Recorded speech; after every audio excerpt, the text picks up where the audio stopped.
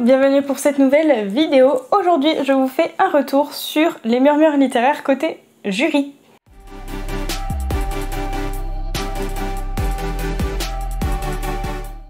Donc pour rappel, les murmures littéraires, je vous avais fait une vidéo côté du coup candidat, je vous la mets au-dessus. J'avais fait le côté expérience candidat et donc là je vais vous faire le côté juge.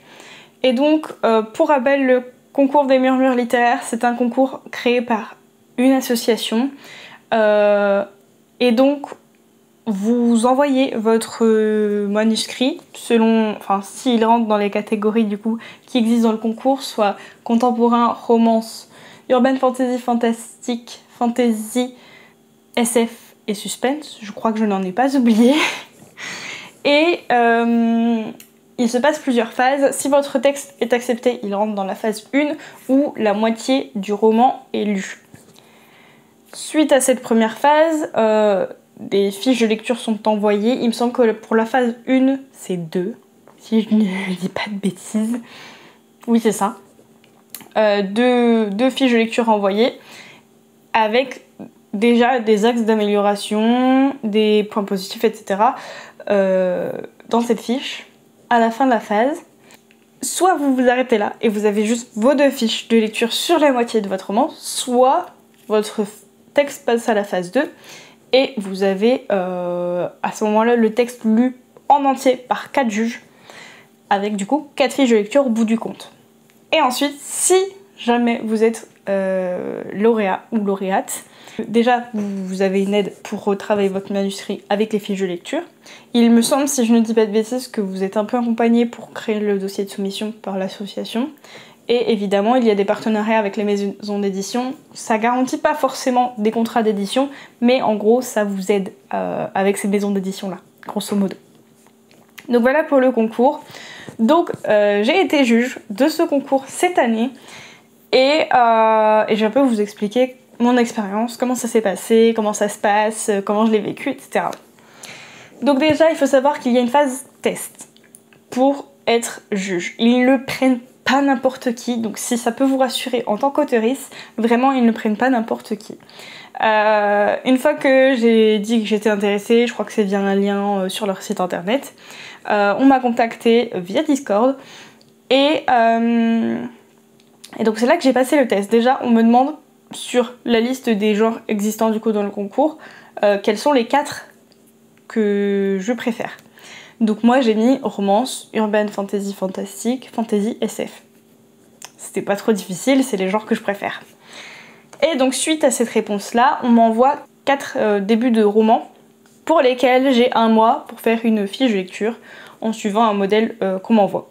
Les textes se faisaient, il me semble, environ entre 20 et 30 pages. C'est une grosse fourchette, mais en gros entre 20 et 30 pages, donc c'est pas non plus des grosses fiches et c'est pas non plus une lecture super intense, mais quand même, en 1 mois, ça fait un texte par semaine, donc c'est quand même, voilà, faut entre guillemets tenir le rythme. Donc après, une fois que tu finis ton test, tu le renvoies et il te donne les résultats, oui ou non. Moi, elle m'a même donné quelques petits conseils et m'a rassurée en me disant aussi qu'on aurait une formation.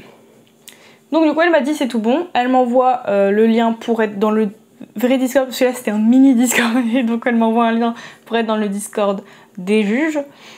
Elle m'envoie aussi les liens des Google Forms pour les formulaires d'adhésion, le règlement intérieur, des trucs comme ça. Et surtout le formulaire d'attribution. Donc si mes souvenirs sont bons, dans le formulaire d'attribution, grosso modo, on nous demande les genres qu'on veut lire et le nombre de textes qu'on est prêt à lire par phase. Sachant que du coup, si mes souvenirs sont bons, la première phase était à peu près entre janvier et juin. Donc janvier, février, mars, avril, mai, juin. On avait, ouais, non, c'était jusqu'à mai. C'était mai. Donc on avait 6 mois pour lire des moitiés de romans du coup. Et donc moi j'en avais choisi 8. C'est ça. Mais je crois que ça me faisait 2 par mois. Alors peut-être que j'ai pas commencé en janvier. Enfin bref, j'avais choisi 8 et il me semble que ça faisait à peu près 2 par mois. Et voilà, ça faisait, selon moi, ça tenait bien dans le rythme et tout. Parce qu'il faut penser aussi qu'il y a les fiches de lecture à écrire en plus de la lecture en elle-même. Donc voilà. Et pour la deuxième phase, on nous demande combien de corpus on est prêt à lire. Donc dans un corpus, enfin chaque corpus était composé de 4 textes et donc 4 manuscrits en entier cette fois. Donc j'ai pris qu'un seul corpus pour la phase 2. Du coup, ce que j'ai trouvé bien quand même, c'est qu'ils font en fonction de la disponibilité et la possibilité de chacun. On peut prendre le nombre de manuscrits que l'on se pense capable de gérer.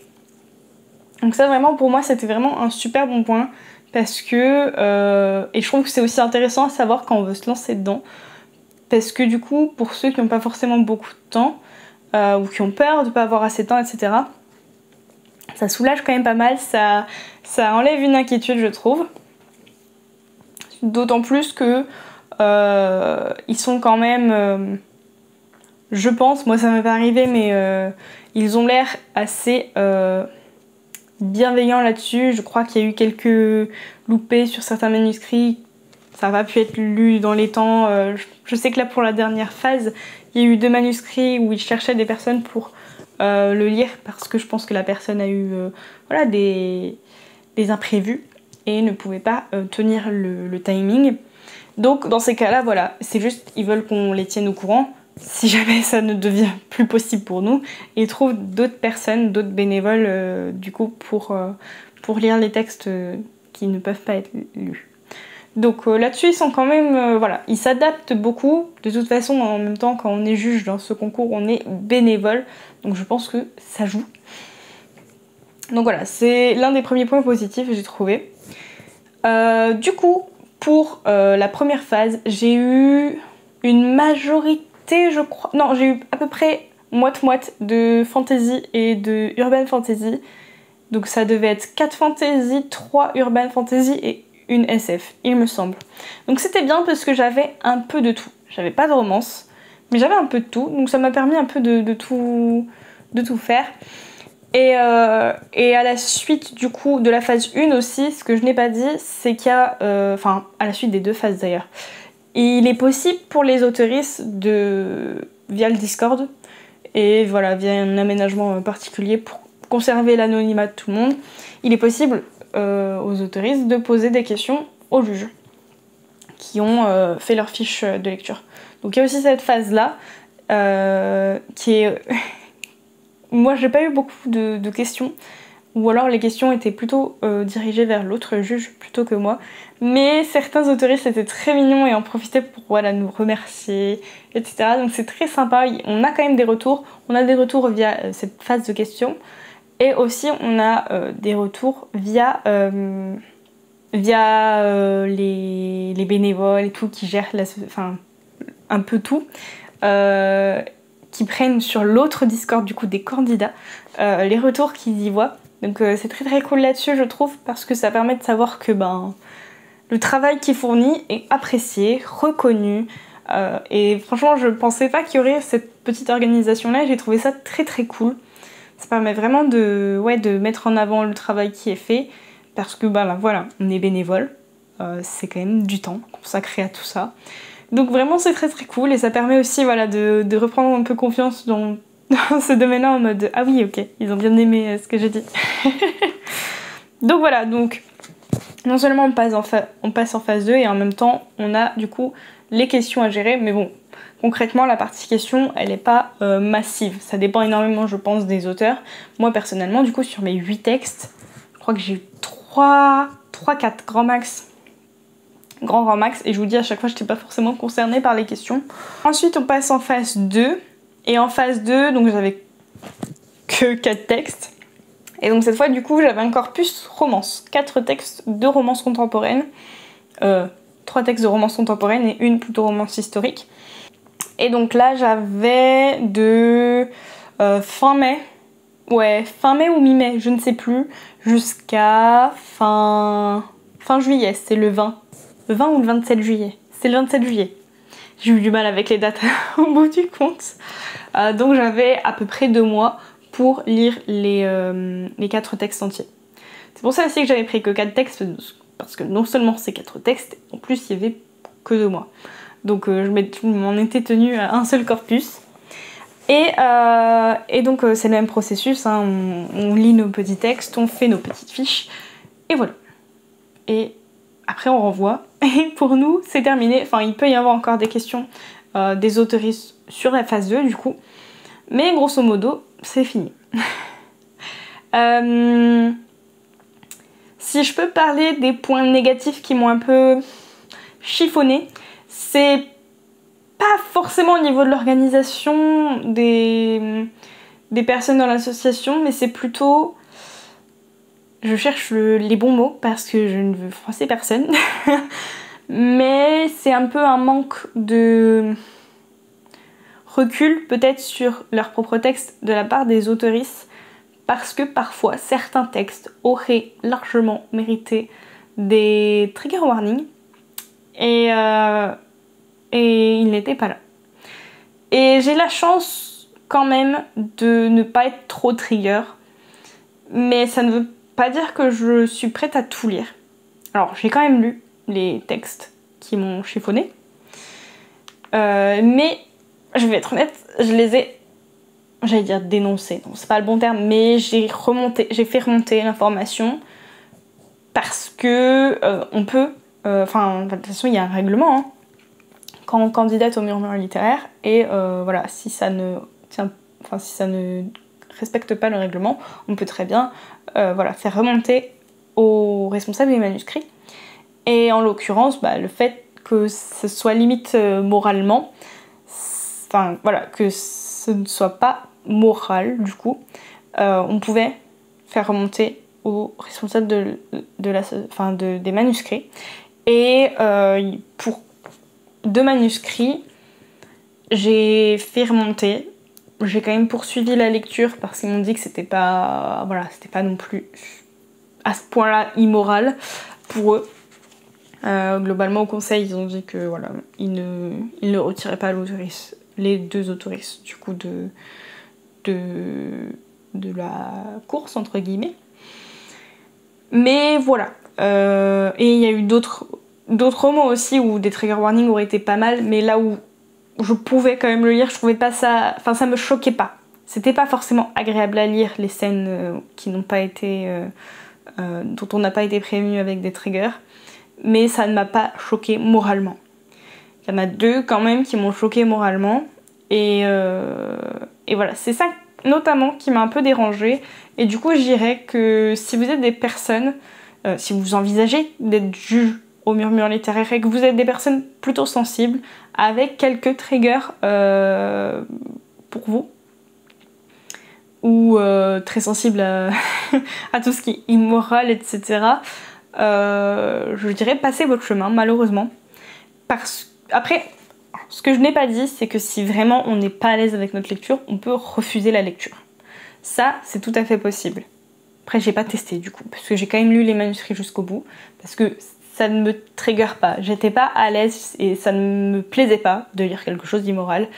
Et globalement, pour les trigger warnings, voilà, j'étais pas forcément à l'aise, mais je n'étais pas trigger. Donc j'ai lu jusqu'au bout, mais je sais qu'il est possible, si si on est trigger par certaines choses, etc., si on ne se sent pas capable de lire le manuscrit psychologiquement, on peut normalement le refuser.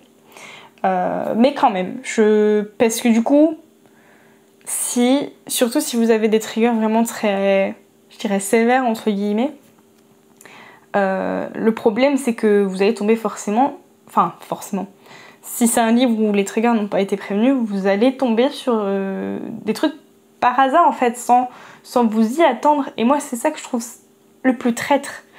C'est que tu veux faire ton petit truc bien et tout, tu fais du bénévolat, tu fais juge pour une association, pour un concours littéraire, tu dis c'est trop bien, et tu tombes sur des textes et paf, tu te prends un peu une petite baffe dans la figure parce qu'on t'a pas prévenu qu'il y avait tel ou tel trigger, et t'es là en mode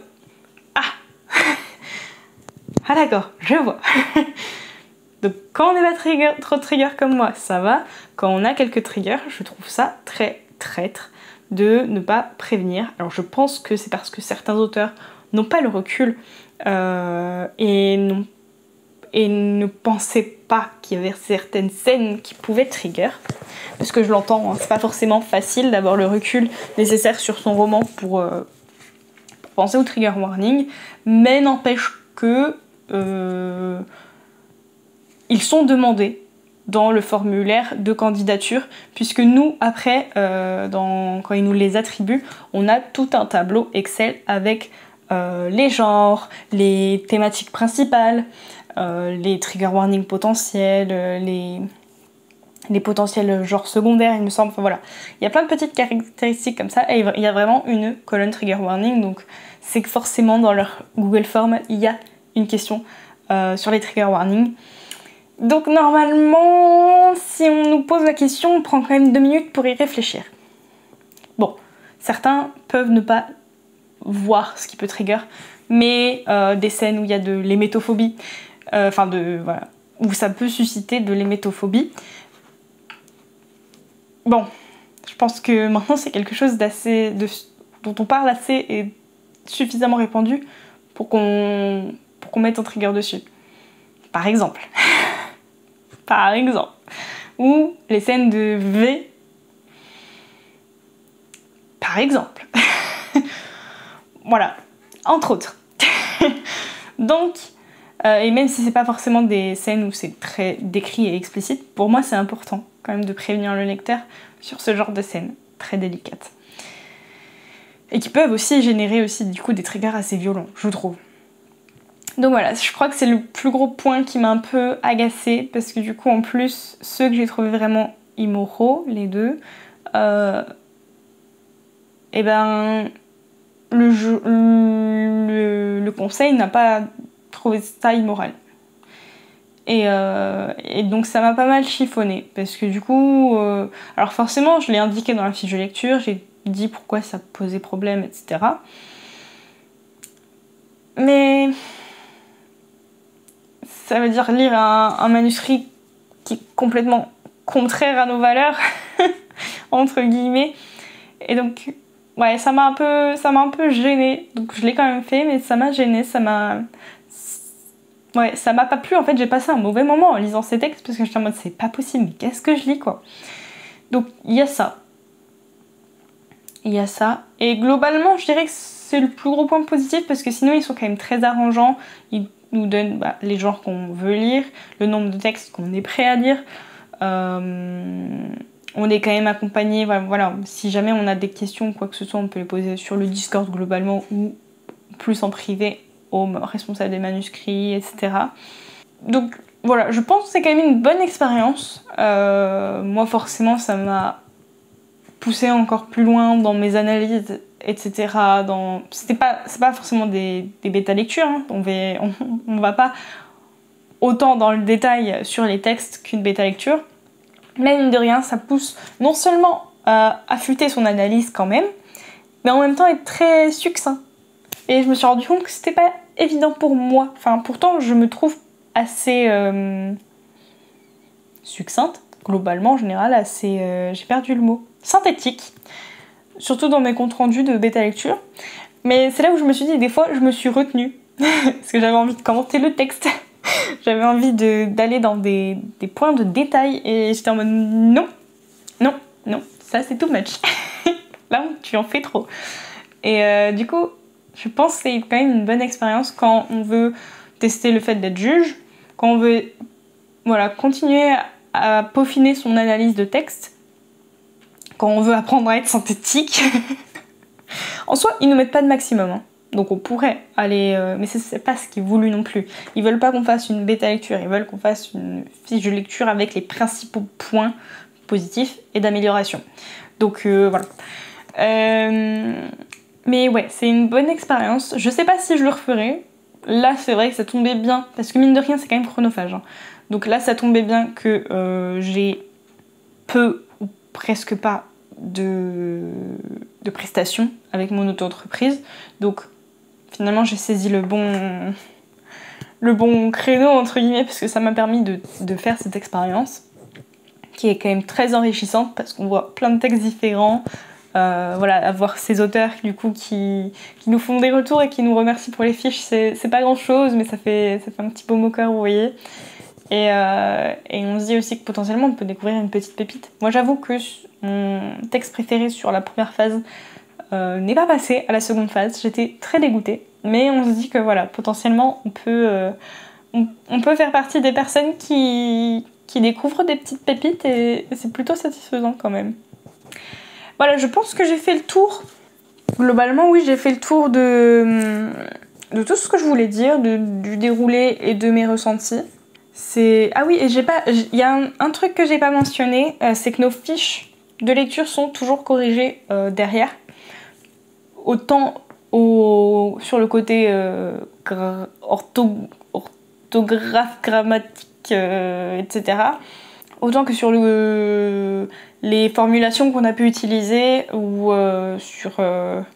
Enfin, ils vont analyser aussi notre fiche derrière. S'il y a des phrases qui sont un peu trop dures, s'il y a des phrases ou des paragraphes où l'idée pourrait être un peu approfondie, ou s'il y a des moments où on n'appuie pas assez sur les points positifs, où on n'explique pas assez l'amélioration possible, etc.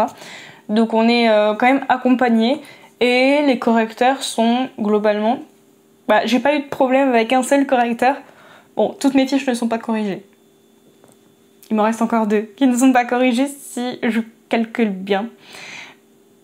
Mais voilà, je suis pas sûre d'avoir eu des nouvelles à chaque fois des correcteurs. Des fois il y en a, je pense que si c'est bon, ils valident direct sans envoyer de petits messages. Mais voilà, les correcteurs sont toujours très sympas. Il y a un petit feedback aussi. J'ai eu récemment l'avant-dernière correctrice, je crois que c'était une correctrice, qui m'a fait un petit compliment sur mon analyse. Voilà, il y en a même quand il y a des petites choses à améliorer, ils sont très bienveillants, etc. Donc vraiment, c'est un point top. Et j'ai oublié de dire aussi que des fois, on peut communiquer avec nos binômes, dans la phase 1 notamment, mais je crois que c'est valable aussi dans la phase 2, juste ça c'est pas fait. On peut communiquer avec nos binômes sur les textes en commun. Et ça peut être très intéressant des fois d'échanger les points de vue. Et donc du coup justement moi j'ai eu quelques discussions avec une de mes binômes qui était aussi correctrice sur certaines de mes fiches. Et donc c'est très sympa, il y a quand même... alors du coup il y a qu'avec cette binôme que j'ai échangé. Parce que voilà, je suis pas quelqu'un qui va trop vers les autres, qui va échanger, je fais mes trucs dans mon coin. Mais elle est venue vers moi, donc c'est pour ça qu'on a échangé, c'était sympa aussi. Donc il y a ce côté aussi quand même convivial, familial entre guillemets, où voilà, on peut aussi discuter ensemble des textes. On peut aussi, si on a des doutes sur une formulation, ou si on veut quand même un avis sans trop en dire sur le texte et tout, il y a quand même aussi la discussion générale sur le Discord. Donc vraiment, on est accompagné, on n'est pas tout seul. Donc non, franchement, j'ai très peu de négatifs à dire. Et finalement, le négatif résidait dans les textes. Et c'est pas quelque chose sur lequel les organisateuristes ont forcément le contrôle. Voilà, c'est tout pour ce retour d'expérience. N'hésitez pas à me dire si c'est quelque chose qui vous intéresse, les murmures littéraires, que ce soit en tant qu'auteuriste ou en tant que potentiel juge. Et n'hésitez pas si vous avez des questions plus précises, je pourrais y répondre soit en commentaire, soit dans une vidéo plus particulière. Mais voilà, si vous avez des questions, que ce soit pour le côté auteur ou pour le côté juge, n'hésitez pas, je vous répondrai avec plaisir. Et sur ce, je vous dis à très bientôt pour une prochaine vidéo. Ciao!